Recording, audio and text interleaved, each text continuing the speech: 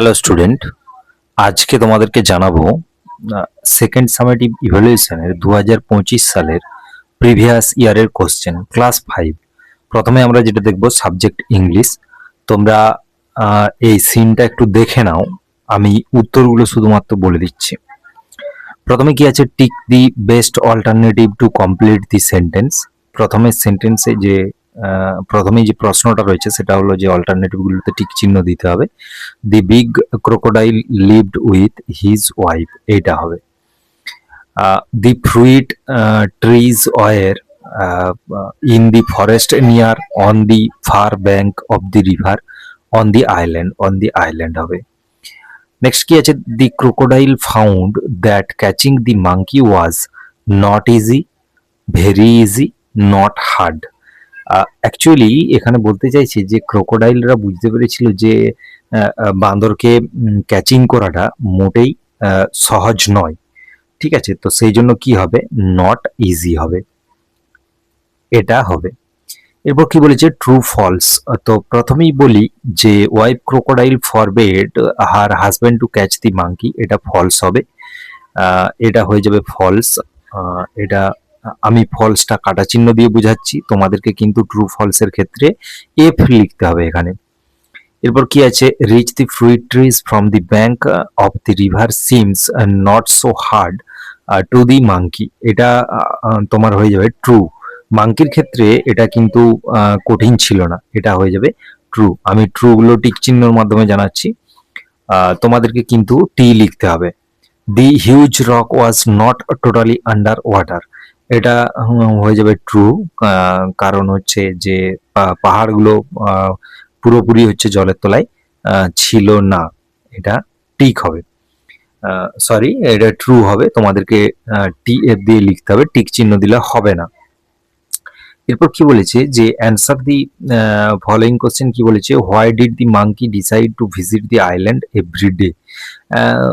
এখানের অ্যান্সারটা যেটা হবে, এখানে দেখো আমি দেখিয়ে দিচ্ছি, মাঙ্কি আইল্যান্ড প্রত্যেক দিন যেতে চাইছিল কেন, অ্যান্সারটা কি হবে, যে he was enjoying the sweet fruit from the trees, there was hardly any other element there, so he was in no danger, সেই জন্য সে হচ্ছে কন্টিনিউ যেতে চাইছিল। তারপর কি বলেছে, what was the plan of the crocodile, ক্রোকোডাইলের প্ল্যান কি ছিল, এখানে দেখো অ্যান্সারটা দেওয়া আছে, ক্রোকোডাইলের প্ল্যান ছিল যে বান্দরটাকে ধরবো, এবং যেটা খুবই সহজ। সো অ্যান্সারটা কিভাবে আমরা দেব, যে the plan of the crocodile ওয়াজ কি হবে, to catch the monkey the next day, এটা হবে। তারপর কি আছে, এখানে হচ্ছে যে আনসিন একটা রয়েছে, আনসিন প্যাসেজ, এটা তোমরা ভালো করে পড়ো এবং এর থেকে যে প্রশ্নগুলো দেওয়া আছে সেগুলোর অ্যান্সার আমরা দেব। আমি জাস্ট শুধু অ্যান্সারগুলো তোমাদেরকে দেখিয়ে দিচ্ছি, বাকি তোমাদেরকে পড়ে ওটা করতে হবে। এরপর দেখো এখানে কি আছে, যে tick the best alternative to complete the sentences. এই সেন্টেন্সগুলোর 3টে করে অ্যান্সার দেওয়া আছে, এর মধ্যে যেটা ঠিক হবে সেটা নিয়ে এই সেন্টেন্সগুলো সম্পূর্ণ করতে হবে। তো প্রথমে কি রয়েছে, দি ন্যারেটর ওয়াজ টু গো, আমি টেক্সটটা পড়েছি, তোমরাও পড়ে নিবে। টেক্সটটা আরেকবার তোমাদেরকে দেখিয়ে দিই, ভিডিওটা স্টপ করে তোমরা টেক্সটটা পড়বে, তারপর অ্যান্সারগুলো দিতে হবে, ঠিক আছে। তো ভালো করে দেখো, প্রথমে কি আছে, the narrator was to go to, কোথাকে গিয়েছিল, ন্যারেটর হচ্ছে প্রথমত খড়গপুর গিয়েছিল, তার মানে এটা হচ্ছে অ্যান্সার হবে। তারপরে কি আছে, যে টিটিই স্ট্যান্ড ফর্ম, টিটিই বলতে যে আমরা ট্রেনে যে টিটিই দেখি, সেই টিটির ফুল ফর্মটা কি, ট্রেন টিকিট এক্সামিনার, অর্থাৎ এইটা হবে। তারপর কি আছে, দি old man had with him his boss, মানে তার স্ত্রীকে নিয়েছিল, হিজ সন তার পুত্রকে নিয়েছিল, হিজ ডটার তার মেয়েকে নিয়েছিল, তো সে তার স্ত্রীকে নিয়েছিল, এটাই হচ্ছে অ্যান্সার হবে, তার স্ত্রী তার সাথে ছিল। তারপর কি বলেছে, ট্রু অ্যান্ড ফলস দিতে বলেছে, এখানে তোমাদেরকে টি এবং এফ লিখে জানাতে হবে। The old couple were travelling ticketless, এটা অ্যাকচুয়ালি ফলস ছিল, কারণ তাদের কাছে টিকিট ছিল, তাহলে এটা কি হবে, ফলস হবে, কাটা চিহ্ন দিলাম। তারপর কি আছে, the cell phone was in the pocket of old man's trouser. Cell ফোনটা হচ্ছে ওল্ড ম্যানের ট্রাউজারে ছিল। এটা কিন্তু ফলস হবে, কারণ ওল্ড ম্যানের ট্রাউজারে ছিল না। তোমরা যখন পড়বে তখন জানতে পারবে, এটা কাটা চিহ্ন দিলাম। কিন্তু তোমাদেরকে লেখার সময় কিন্তু যখন তোমরা অ্যান্সার দিবে, বারবার আমি এটা বলে দিচ্ছি, এখানে কিন্তু এফ লিখতে হবে। অনেক স্টুডেন্ট আছে যারা টিক চিহ্ন এবং কাটা চিহ্ন দিয়ে দেয়, ওটা কিন্তু ভুল। টি এবং এফ লিখতে হবে। এখানে পরিষ্কার বলে দিচ্ছে, ভালো করে দেখো। ট্রু অর্থাৎ সত্য হলে শুধু টি লিখবে, আর মিথ্যা হলে এখানে এফ লিখতে হবে। ব্যাস, যেগুলো কাটা চিহ্ন হচ্ছে সেগুলো এফ হবে, যেগুলো টিক হবে সেটা কিন্তু টি হবে। এরপর দেখো, both of the man and women were carrying a bag each. প্রত্যেকের বই ছিল, এটা তো ট্রু যে পুরুষ এবং স্ত্রী সকলে ব্যাগ বই ছিল, এটা হয়ে যাচ্ছে ট্রু অর্থাৎ টি হবে এখানে। তারপর দেখো এখানে একটা কোশ্চেন আছে যে what were the reaction of the couple as they could not find the ticket. তারা যখন টিকিটটা খুঁজে পাচ্ছিল না তখন তাদের রিয়েকশন কি হয়েছিল। এখানে তখন অ্যান্সার দেওয়া আছে যে তখন কি বলতে হবে যে the old man face faded, his wife look worried, she want to know through gesture what the wrong was, he looked more colourless than. এটা অ্যান্সার হবে। বা তোমরা অ্যাজ এ এক্সাম্পল এখান থেকে এতদূর পর্যন্ত লিখে দিলেও হবে, যেটা আমার ইয়েলো মার্ক করা আছে। এটা হবে এর অ্যান্সার। তারপর নেক্সট কি বলেছে, do as directed. Do as directed করতে বলেছে, অর্থাৎ যেমন করতে বলা আছে সেরকম করতে হবে। তোমরা প্রশ্নটা ভালো করে পড়বে, এটা হচ্ছে প্রশ্ন, ভালো করে দেখে নাও। Fill in the blanks with appropriate article. Article বসাতে বলেছে এখানে, তোমরা ভালো করে দেখো। আর্টিকেল খুবই গুরুত্বপূর্ণ। আর্টিকেল হচ্ছে এ অ্যান্ড দি, এই তিনটেকে আর্টিকেল বলা হয়। তো প্রথমেই দেখো কি হবে, in the first first test against. আচ্ছা, আমি এখানে টেক্সটে লিখে দিচ্ছি তাহলে তোমরা বুঝতে পারবে। এখানে হবে দি, ভালো করে দেখে নাও। তারপর এটাতে কি হবে যে দি ফার্স্ট টেস্ট হলো, তারপর কি হবে এ সেঞ্চুরি হবে, এখানে হবে এ, ভালো করে দেখে নাও। এখানে এ হলো। তারপর কি বলেছে, feel in the blanks with the appropriate preposition. সঠিক প্রিপোজিশন বসাতে হবে। যারা যারা গ্রামার পড়েছো ভালো করে তারা কিন্তু প্রিপোজিশন কি জিনিস তোমরা বুঝতে পারবে। তো প্রথমেই তোমাদেরকে বলে দিই, অ্যাটলিস্ট 241 প্যাসেঞ্জার, 241টা প্যাসেঞ্জার, এটা হবে যে অন বোর্ড, এখানে অন হবে। ভালো করে দেখো, আমি লিখে দিচ্ছি এখানে, এটা অন হবে। আর ভালো করে দেখো, on board were killed in the airplane crash, এখানে কি হবে, ইন হবে। ইন হবে। কেন হলো অত ডেসক্রিপশন দিতে গেলে অনেক সময় লেগে যাবে, ডেসক্রিপশনটা তোমাদেরকে আমি ক্লাসে বুঝিয়ে দেবো। তো এই মুহূর্তে তোমরা কিন্তু এটা অ্যান্সারটা দেখে নাও। তারপর কি বলেছে যে he will not made himself rewrite using the contracted form of the underline part. এখানে কন্ট্রাক্টেড ফর্ম বসাতে হবে, অর্থাৎ মেন যে ব্যাপারটা, সেই ব্যাপারটা হচ্ছে যে এর he will not mend himself, এটা রিরাইট ঠিক করে লিখতে হবে। তো এটার অ্যান্সারটা হবে হি উড নট মেন্ড, এটাকে সংক্ষিপ্ত করতে হবে এবং এর যে মডেল অক্সিলিয়ারি ভার্ব রয়েছে সেটা বসাতে হবে। He would not mend himself হবে। ভালো করে দেখে নাও, এটা বলে দিলাম। তারপর কি বলেছি যে pick out the adverb of manner from the sentence and write it. Manner, adverb of ম্যানারটা বের করতে হবে। এখানে যে অ্যাডভার্ব অফ ম্যানার যেটা রয়েছে সেটা হচ্ছে যে এই কর্ডিয়ালি হবে। অ্যাডভার্ব আমরা খুঁজে বের করা সহজ পদ্ধতি হচ্ছে যে সমস্ত ওয়ার্ডগুলো শেষে এলওআই আছে, তবে সব ক্ষেত্রে নয়, কিছু কিছু ক্ষেত্রে হয়। যে সমস্ত ওয়ার্ডগুলো শেষে এলওআই আছে সেগুলোর ক্ষেত্রে হচ্ছে হয়। তোমাদেরকে দেখিয়ে দিই, এখানে হবে কর্ডিয়ালি, এটা হবে adverb of manner. Actually adverb of manner কি এবং তার ডিটেলসে বোঝাতে গেলে অনেক সময় লেগে যাবে তোমাদেরকে, তো এই মুহূর্তে আমি ওইটুকুই বোঝালাম। নেক্সট কি রয়েছে, write a short paragraph in about 70 word yourself. নিজের সম্বন্ধে প্যারাগ্রাফ লিখতে হবে, সেটা আমি মুখে বলে দিচ্ছি কারণ এখানে লিখতে গেলে তো অনেক সময় লাগবে। সেটা হচ্ছে যে মাই নেম ইজ, প্রথমে তোমরা টপিক দিবে, হেডিংসে মাই সেলফ দিবে। এখানে প্রশ্ন করেছে স্যার, ওই জন্য তোমাকে বলছি যে তোমার সম্বন্ধে লিখো। তো যখন তুমি অ্যান্সারটা দিবে তখন প্রথমে মাই সেলফ লিখতে হবে। প্রথমে তোমার নাম দিবে, তোমার বয়স দিবে এবং তুমি কোন ক্লাসে পড়ো সেটা দিলে। তারপর দিবে যে I live with my family, আমি আমার ফ্যামিলির সাথে বসবাস করি। My favourite subject in school is English. আমি আমার প্রিয় সাবজেক্ট হলো English. And I love reading story books in my free time. আমার ফ্রি টাইমটাতে আমি গল্প পড়তে ভালোবাসি।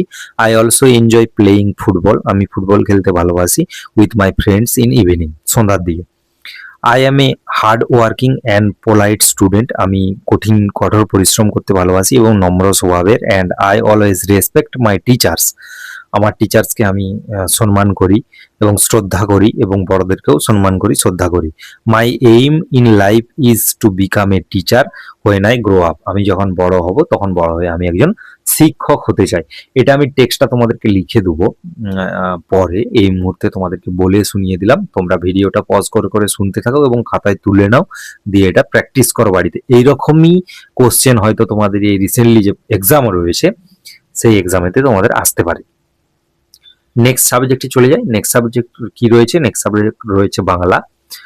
তো প্রথমে কি বলেছে প্রশ্নেতে তোমাদেরকে ভালো করে দেখে নাও। কোশ্চেন কি আছে, সঠিক উত্তরটি বেছে নাও। পাহাড়িয়া বর্ষার সুরে গদ্যাংশে স্বেচ্ছায় প্রথম বৃষ্টি আনার কাজে নিযুক্ত হয়েছিল কে? প্রথম বৃষ্টি আনার কাজে নিযুক্ত হয়েছিল মোরগ। ভালো করে দেখো, এই যে মোরগ, এটা হচ্ছে অ্যান্সার হবে। ধনাইকে বাঘের থাবা থেকে বাঁচিয়েছিল কে? ধনাইকে বাঘের থাবা থেকে বাঁচিয়েছিল তবলা গাছ। ভালো করে দেখো, এই যে তবলা গাছ। তারপরে লিমেরিক কবিতায় বুড়োর দাড়িতে আস্তানা গেড়েছে মোট কটা আস্তানা গেড়েছিল? কি আস্তানা গেড়েছিল সেটা বলতে হবে। 5টি। এখানে কি আছে? 5। লিমেরিক কবিতায় বুড়োর দাড়িতে কি বলেছে, 4টি 2টি পাখি, কটা পাখি আস্তানা গেড়েছিল সেটা বলতে হবে। এখানে হচ্ছে যেহেতু ওটা 5টা পাখি ছিল, কিন্তু এই মুহূর্তে তো 5টা দেওয়া নেই, তোমাদেরকে 4টে দিতে হবে। 4টে পাখি আস্তানা গেড়েছিল, এর ভিতরে বলে দিচ্ছি। 2টি পেঁচা, 1টি মোরগ, 2টি চিল, 1টি বাবুই পাখি। মোট হচ্ছে 6টি পাখি বা পাখি বাসা বেঁধেছিল। তো এখানে যেহেতু 6টি নেই, তোমরা 4টি বলবে, যেহেতু 8টি নেই 8টি বলতে পারবো না। বৃষ্টি পড়ে টুপুর টাপুর কবিতায় বিয়ের কথা আছে কার? বৃষ্টি পড়ে টুপুর টাপুর কবিতায় বিয়ে আছে শিব ঠাকুরের। শিব ঠাকুরের বিয়ে হচ্ছে, কথাটা আছে। লিঙ্গ কত প্রকার? লিঙ্গ হচ্ছে 4 প্রকার। লিঙ্গ 4 প্রকার। ডিটেলসে যখন তোমরা টেক্সটে পড়বে তখন বুঝতে পারবে। রেডিও শব্দটি, রেডিও শব্দটি কি? রেডিও শব্দটি হচ্ছে ক্লিবলিঙ্গ, কারণ এটা একটি জড় পদার্থ। ব্যাকরণে সংখ্যাবাচক পদ বা পদগুচ্ছকে বলা হয়, ব্যাকরণে সংখ্যাবাচক পদ বা পদগুচ্ছকে বলা হয় বচন। ভালো করে দেখো, এটাকে বলা হয় বচন। এই অ্যান্সারটা হলো। এরপর দেখো, আমি শব্দের বহুবচনের রূপটি হলো, বহুবচনের রূপটি হলো আমরা, মানে সিঙ্গুলার প্লুরাল, যেটা ইংরেজিতে যারা পড়েছে তারা বুঝতে পারবে। তারপর কি বলেছি? কম বেশি 15টি শব্দে উত্তর দাও। 1 নম্বরের কোশ্চেন। 11টা 15টি শব্দে উত্তর দিতে বলেছে। 11টা কোশ্চেন আছে, 11কে 11 নম্বর। ভালো করে দেখো, টুনটুনির বইটি কার লেখা? টুনটুনির বইটি উপেন্দ্র কিশোর রায়চৌধুরীর লেখা। তারপর মধু আনতে বাঘের মুখে গদ্যাংশে ট্যাক বলতে কি বোঝায়? মধু আনতে বাঘের মুখে গদ্যাংশে ট্যাক বলতে বোঝায় 2টি ছোট নদী যেখানে মিশে একটি বড় নদী তৈরি করে, সেই ত্রিভুজাকার খাঁড়ি অঞ্চলকে ট্যাক বলে। তোমরা ভালো করে শুনবে এবং শুনে উত্তরগুলো করবে। নেক্সট কোশ্চেনে চলে যাই। পাহাড়িয়া বর্ষার সুরে গদ্যাংশে কোন উপজাতির মধ্যে বৃষ্টি নিয়ে আসার গল্প প্রচলিত আছে? আচ্ছা, এখানে ভালো করে দেখো, লেপচা উপজাতির মধ্যে বৃষ্টি নিয়ে আসার গল্প প্রচলিত আছে। ঝড়, ভালো করে দেখো, ঝড় কোথায় পালিয়ে যায়? ঝড় 7 সাগরের পারে পালিয়ে যায়। তারপর কি কোশ্চেন আছে? মায়াতরু বলতে কি বোঝো? মায়াতরু বলতে মায়া বা অলৌকিক রূপ পরিবর্তনের ক্ষমতাযুক্ত একটি মায়াবী গাছকে বোঝায়। বুঝতে পেরেছো তোমরা? তারপর কি আছে? চল চল চল কবিতাটি কার লেখা? চল চল চল কবিতাটি বিদ্রোহী কবি কাজী নজরুল ইসলামের লেখা। তারপর 2.7 কি আছে? একটি উভয়লিঙ্গবাচক শব্দকে লিঙ্গ পরিবর্তন করে দেখাও। আচ্ছা, একটি উভয়লিঙ্গবাচক শব্দ হলো শিশু। শিশু 2 ধরনের হয়, পুরুষ শিশুও হয়, স্ত্রী শিশুও হয়। অথবা কবি, কবি পুরুষ কবিও হয়, মহিলা কবিও হয়। 2টো উদাহরণ তোমাদেরকে দিয়ে দিলাম। তারপর 2.8 কি আছে? কোন ক্ষেত্রে বহুবচন হয় না? উদাহরণ দাও। তো এইটার উত্তর হবে এক বচনবাচক বিশেষ্য বা ব্যক্তিবাচক বিশেষ্যের ক্ষেত্রে সাধারণত নিয়মে বহুবচন হয় না, যেমন রবীন্দ্রনাথ, হিমালয়, এদের বহুবচন হয় না। তারপর 2.9-এ কি আছে, সমার্থক শব্দ দিয়ে একটি বহুবচন তৈরি করো। সমার্থক শব্দ দিয়ে একটি বহুবচন তৈরি করতে গেলে সেটার উত্তর হবে বন্ধু বান্ধব, অর্থাৎ অথবা আত্মীয় স্বজন, এগুলো হচ্ছে বহুবচনের সমার্থক শব্দ। তারপরে 2.10-এতে 2.10-এতে কি আছে, 2.10-এতে আছে রাশি শব্দ যোগে একটি বাক্য লেখো। এটা তো ভীষণই সোজা, তোমরা ইজিলি পারবে। আকাশে রাশি রাশি তারা জলজল করছে। 2.11-এতে কি আছে, 11-তে কি আছে, চঞ্চল বালক এক জায়গায় স্থির থাকে না। এই বাক্যটি লিঙ্গান্তর করে আবার লেখো। তো লিঙ্গান্তর করলে এটা হবে চঞ্চল বালিকা এক জায়গায় স্থির থাকে না। ভালো করে দেখো, লিঙ্গান্তর বলতে পুংলিঙ্গটা স্ত্রীলিঙ্গতে করতে হবে। এখানে যে বালক আছে সেটাকে বালিকা করে দিলাম, চঞ্চল বালিকা এক জায়গায় স্থির থাকে না। চলো নেক্সট কোশ্চেনে আমরা চলে যাই। কম বেশি 60টি শব্দে উত্তর দিতে বলেছে। 60টি শব্দে উত্তর দিতে বলেছে। প্রত্যেকটা প্রশ্ন কত মান, প্রশ্নের মান হচ্ছে 3x2, অর্থাৎ তোমার হচ্ছে দুটি প্রশ্নের উত্তর দিতে হবে 3 নাম্বার করে, দুটি প্রশ্নের উত্তর দিতে হবে 3 নাম্বার করে। তো চলো আমরা দেখে নিই।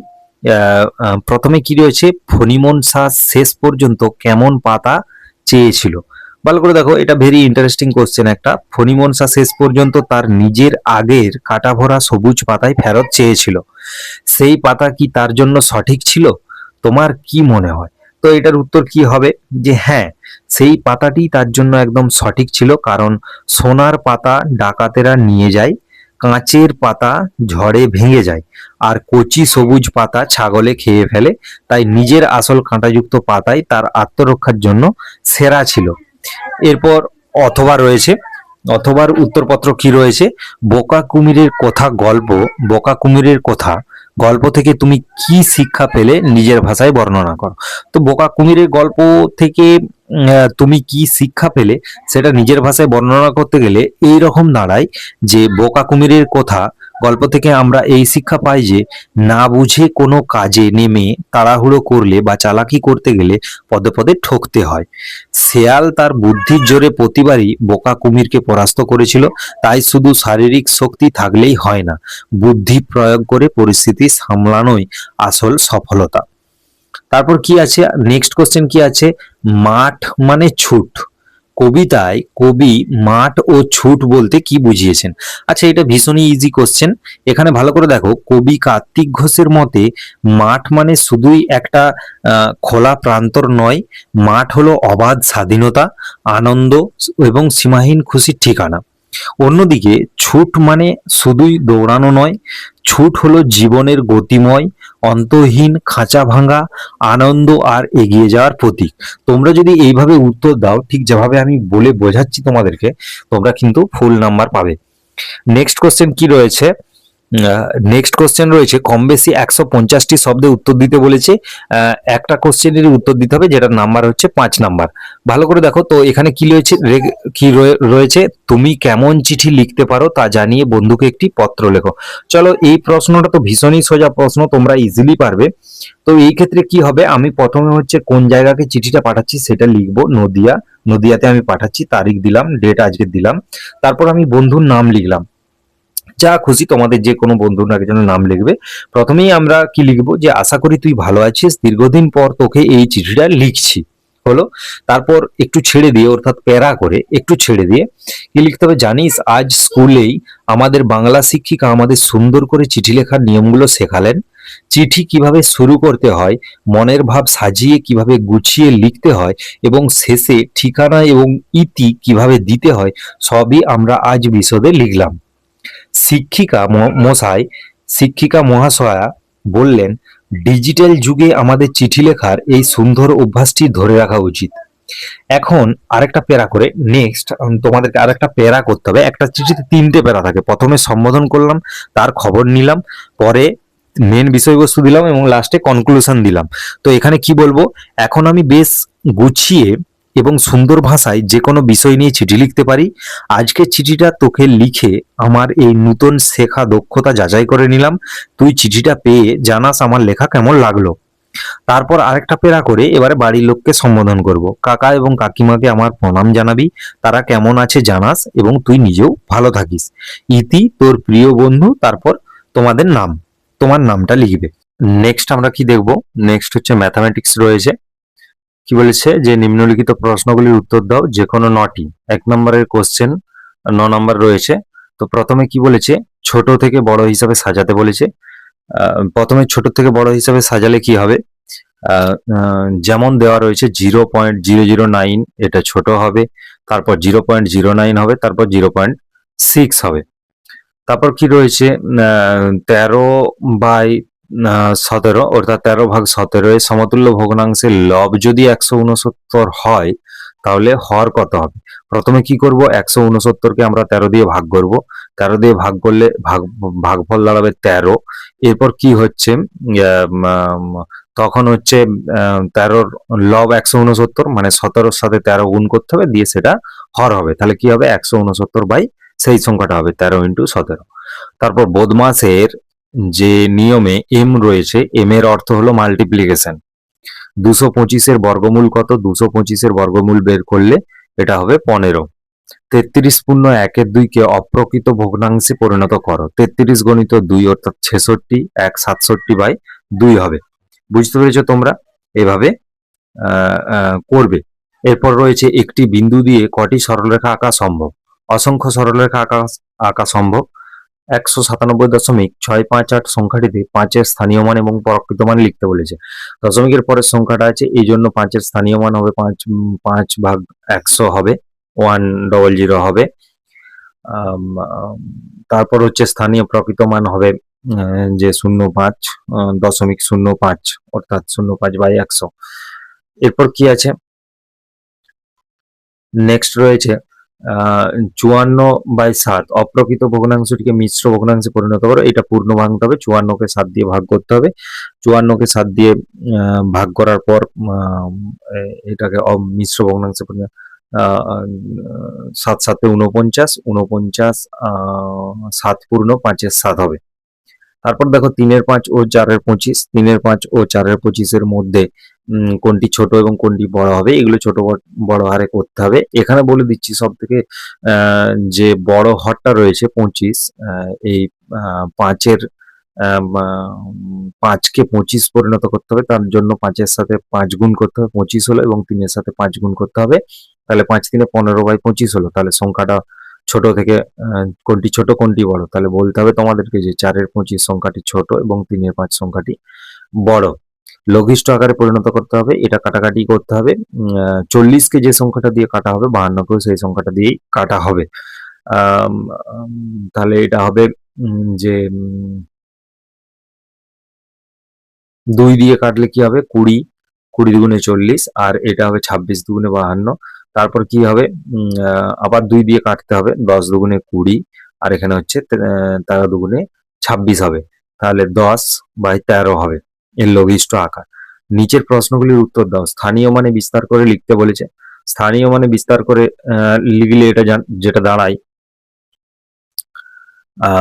কি আছে, প্রথমে হবে প্রত্যেকটা সংখ্যার প্রথমটা লিখো, বাকিগুলো 0 করে দাও। অর্থাৎ কি হবে, 5000 প্রথমে হবে, তারপরে 200 হবে, তারপর 20 হবে, তারপরে 9 হবে। দশমিকের পরের সংখ্যাগুলো হচ্ছে অ্যাকচুয়ালি ভগ্নাংশ হয়, ভগ্নাংশ হিসাবে করতে হবে। তারপর কি বলেছে, সরল করো।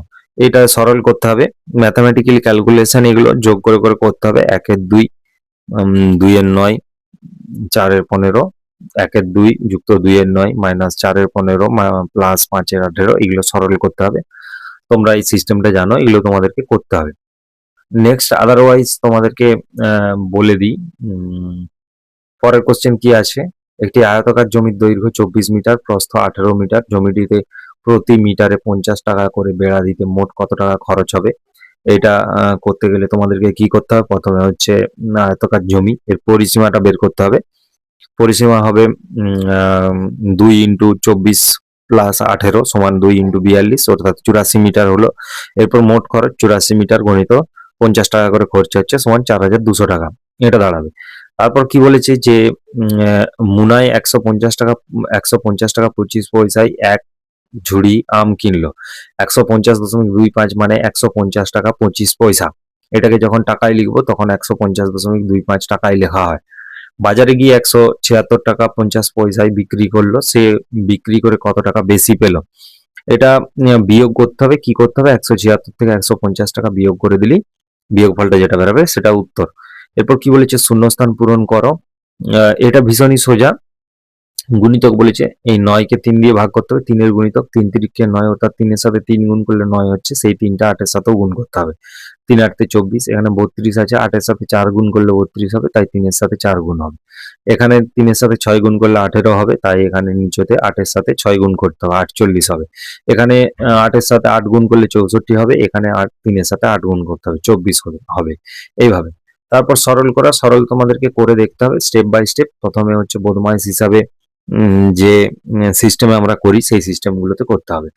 নিচের প্রশ্নগুলির উত্তর দাও। কি বলেছে, একটি বাসের 2/13 অংশ লাল, 1/3 অংশ সবুজ, 8-এর 39 অংশ হচ্ছে হলুদ রং করা হয়েছে, কত অংশ রং করা বাকি আছে? এই তিনটেকে যোগ করব, যোগ করে 1 থেকে বিয়োগ করব, গোটা বাসটার অংশটা এক অংশ ধরা হলো।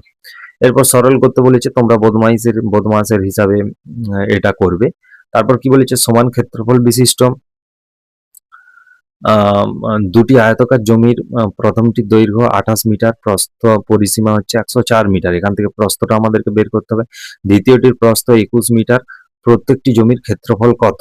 এরপরে ভালো করে দেখো, দুটি সমান ক্ষেত্রফল বিশিষ্ট, অর্থাৎ ক্ষেত্রফল দুটো সমান আয়তাকার জমির প্রথমটির দৈর্ঘ্য বলে দিয়েছে আর দ্বিতীয়টির প্রস্থ বলে দিয়েছে। তাহলে প্রথমটির দৈর্ঘ্য 28 মিটার এবং পরিসীমা বলে দিয়েছে। পরিসীমার সূত্র হচ্ছে 2 ইন্টু দৈর্ঘ্য প্লাস প্রস্থ। তাহলে এখানে হচ্ছে তোমাদেরকে দৈর্ঘ্যটা প্রস্থটা বের করতে হবে।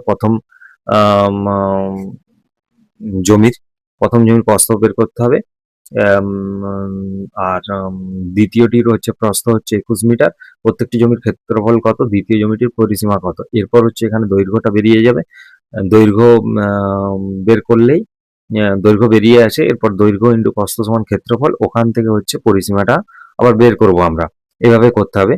বোর্ডে তোমাদেরকে করে দিলে ভালো হতো, কিন্তু এই মুহূর্তে জাস্ট আমি শুধু উত্তরগুলো বলে যাচ্ছি, ভালো করে দেখো। এরপর কি বলেছে, যে প্রথম জমির অর্ধ পরিসীমা হচ্ছে 104/2 হবে। তাহলে কত বেরালো, 52 মিটার। প্রথম জমির প্রস্থ হচ্ছে 52 মিটার মাইনাস 28 সমান 24 মিটার প্রস্থ, ক্ষেত্রফল দাঁড়াবে 672 বর্গ মিটার। দ্বিতীয় জমির দৈর্ঘ্য বেরাবে 672/21 মিটার, প্রস্থটা বলে দিয়েছে, দৈর্ঘ্য ইন্টু প্রস্থ সমান ক্ষেত্রফল 32 মিটার। এবার দ্বিতীয় জমিটির পরিসীমা হবে 2 গণিত 32 যুক্ত 21 হবে, অর্থাৎ 106 মিটার হবে। এইভাবে তোমাদেরকে অঙ্কগুলো করতে হবে। এক্স্যাক্টলি যখন আমি বোঝাবো তখন বোর্ডেতে তোমাদেরকে এগুলো করে দেবো, তোমাদের বুঝতে সুবিধা হবে। এরপর চলে যাবো আমরা পরিবেশে।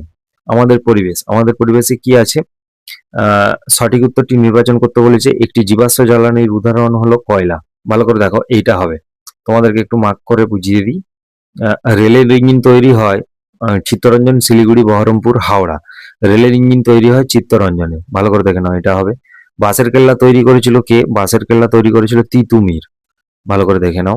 পশ্চিমবঙ্গের ম্যানগ্রোভ অরণ্য দেখা যায় কোথায়? সুন্দরবনে, এটা তো সকলেই জানো, সুন্দরবন। উত্তরবঙ্গের বিখ্যাত নদী হচ্ছে কি বলতো? তিস্তা নদী। তিস্তা নদী উত্তরবঙ্গের বিখ্যাত। তারপরে কি হচ্ছে, বঙ্গভঙ্গ হয়েছিল যে বছরে, তা হলো, বঙ্গভঙ্গ কত বছরে হয়েছিল? 1905 সালে। এরপরে শূন্যস্থান পূরণ করতে বলেছে। প্রত্যেকটি প্রশ্নের মান 1, 6 নাম্বার করে। রাঢ় অঞ্চলে সব জায়গায় পাওয়া যায় ড্যাশ মাটি। রাঢ় অঞ্চলে সব জায়গায় পাওয়া যায় দোআঁশ মাটি। পৃথিবীর ছাদ বলা হয় পামির মালভূমিকে। মাতঙ্গিনী হাজরা গান্ধীবুড়ি নামে পরিচিত ছিল। বোটানিক্যাল গার্ডেন ড্যাশ জেলায় অবস্থিত। বোটানিক্যাল গার্ডেন হচ্ছে হাওড়া জেলায় অবস্থিত। ধান কাটা ও ধান ঝাড়ার আধুনিক যন্ত্রের নাম হলো হারভেস্টার, ভালো করে দেখো। ড্যাশ নদী হলো একটি নিত্যবহ নদী। তিস্তা নদী বা গঙ্গা নদী, তিস্তা নদী ও গঙ্গা নদী দুটি নদী হচ্ছে নিত্যবহ নদী, ওরা প্রতিনিয়ত বয়ে চলে। তারপর কি বলেছে, এবারে দেখো, বাম স্তম্ভ ডান স্তম্ভ মেলাতে বলেছে। বাম স্তম্ভ ডান স্তম্ভ মেলালে কি হবে? মালদা জেলা হচ্ছে, মালদা জেলাটা কি হবে? মালদা জেলাটা হয়ে যাবে ইংলিশ বাজার। তারপর কি বলেছে, স্বাস্থ্য, স্বাস্থ্য কোথায় আছে? স্বাস্থ্য হয়ে যাবে সম্পদ। তারপর কি আছে, একশৃঙ্গ গন্ডার হচ্ছে জলদাপাড়া। জলদাপাড়া কোথায় রয়েছে? জলদাপাড়া। তারপর কি বলেছে, আবহাওয়া অফিস কোথায় রয়েছে? আবহাওয়া অফিস রয়েছে আলিপুরে। তারপরে কি বলেছে আনারস, আনারস কি একটা, আনারস হচ্ছে তোরাই অঞ্চলে হয়। আনারস কোথায় আছে? তোরাই অঞ্চল। তারপর কি আছে, আচার্য জগদীশ চন্দ্র বসু ছিলেন একজন বিজ্ঞানী, ভালো করে দেখো এটা হলো। তারপর কি বলেছে, সত্য মিথ্যা নির্ণয় করতে বলেছে। রাজা রামমোহন রায়ের উদ্যোগে সতীদাহ প্রথা বন্ধ হয়, এটা সত্য। শাখা প্রশাখা যুক্ত গাছ হলো তাল গাছ, এটা মিথ্যা। বারুইপুর পেয়ারার জন্য বিখ্যাত, সত্য। ছৌ নাচ বিখ্যাত বাঁকুড়ায়, এটা মিথ্যা, কারণ ছৌ নাচ পুরুলিয়াতে হয়। সূর্যসেন মাস্টারদা নামে পরিচিতি, সূর্যসেন মাস্টারদা নামে পরিচিত, সত্য। স্বাধীনতা দিবস 15ই আগস্ট পালিত হয়, এটা সত্য, অর্থাৎ এটা সত্য, এটা সত্য। ছৌ নাচ বাঁকুড়ায়, এটা মিথ্যা। আমি মিথ্যাগুলো কাটা চিহ্ন দ্বারা প্রকাশ করছি, তোমাদেরকে কিন্তু সত্য মিথ্যা লিখতে হবে। এখানে সত্য বানান লেখা আছে, দেখতে পেয়েছো, এখানে মিথ্যা বানান লেখা আছে, সত্য মিথ্যা দুটো লিখতে হবে। শাখা প্রশাখা যুক্ত তাল গাছ, তাল গাছ কি শাখা প্রশাখা যুক্ত হয়? শাখা প্রশাখা যুক্ত হয় না। বারুইপুর পেয়ারার জন্য বিখ্যাত, এটা সত্য। সতীদাহ প্রথা রাজা রামমোহন রায় বন্ধ করেছিলেন, এটা সত্য। তারপর কি বলেছে, সংক্ষেপে উত্তর দিতে বলেছে। সংক্ষেপে উত্তর দিয়ে 6 নম্বর, 1 নম্বরের করে কোশ্চেন, কার জন্মদিন শিক্ষক দিবস হিসাবে পালন করা হয়? সর্বপল্লী রাধাকৃষ্ণনের জন্মদিন শিক্ষক দিবস হিসাবে পালন করা হয়, এটা তোমাদেরকে লিখতে হবে। পশ্চিমবঙ্গের সর্বোচ্চ শৃঙ্গের নাম হলো সান্দাকফু। ঘুম রেলওয়ে স্টেশন কোন জেলায় অবস্থিত? ঘুম রেলওয়ে স্টেশন দার্জিলিং জেলায় অবস্থিত। পশ্চিমবঙ্গের একটি বন্দর শহরের নাম হলো হলদিয়া বন্দর। স্বামী বিবেকানন্দের বিদেশিনী শিষ্যার নাম ছিল ভগিনী নিবেদিতা। মার্গারেট এলিজাবেথ নোবেল এর পুরো নাম ছিল। ভারতের সংবিধান কে রচনা করেছিলেন? Doctor B.R. আম্বেদকর, ভীমরাও রামজি আম্বেদকর। আহ, চলো, তোমাদের আজকে কোশ্চেনের উত্তর পর্ব এখানে শেষ হলো। তোমাদের যে গণিত প্রশ্নটা এখানে উত্তরগুলো দিলাম, ওগুলো ক্লাসেতে আমি ডিসকাশন করে দেবো। ক্লাসে করে তোমাদের ভিডিওটা আমি আপলোড করে দেবো, তোমরা দেখে নেবে কিভাবে কি হচ্ছে। আজকের ক্লাস এখানেই শেষ হলো।